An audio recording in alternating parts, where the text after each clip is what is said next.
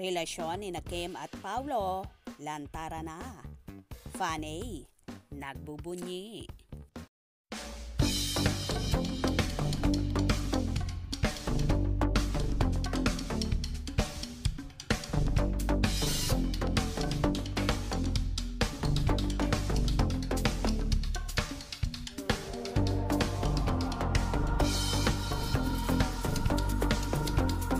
Ang bongga ng video na shinare ni Kim Chiu sa kanyang Instagram story.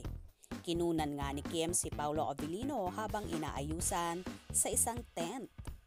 Parang nagulat nga si Kim nang makitang twinning ang shirts nila ni Paulo. Parehong naka-Eras Tour shirt sina Kim at Paulo. Black yung kay Paulo at white naman ang kay Kim.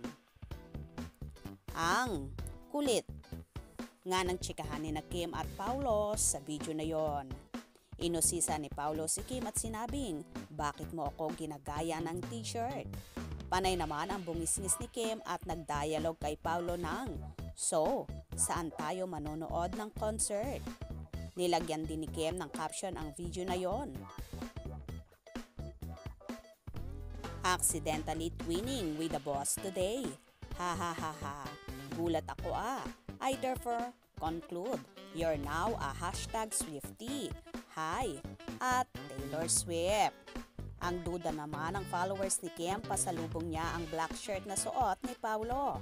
Nagpunta kasi si Kim kamakailan sa Singapore at nanood ng concert ni Taylor Swift ha. At dahil twinning shirt sila, ay may mga nagsasabi rin na mas lalong na obvious na may relasyon talaga sina Kim at Paulo. Hey, Taylor Swift fan. Hello! Bakit mo ginagaya ng t-shirt? Ano yun? Bakit mo ginagaya? Saan? T-shirt ko. Iba kasi yung t-shirt ko. So, saan tayo manonood ng concert? Taylor Swift. Summer after high school. Anyway, naniniwala naman ang Chupa fans ni na Kim at Paulo na marami pang kulitang magaganap sa dalawa dahil sa serye nilang What's Wrong with Secretary Kim na magi-streaming na sa View simula sa March 18.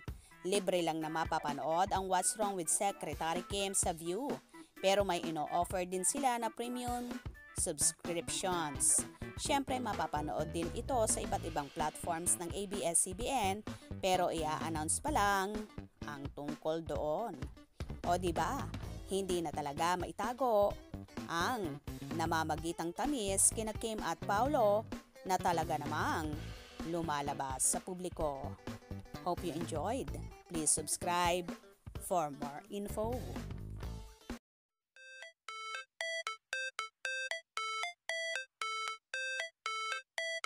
How it's supposed to feel.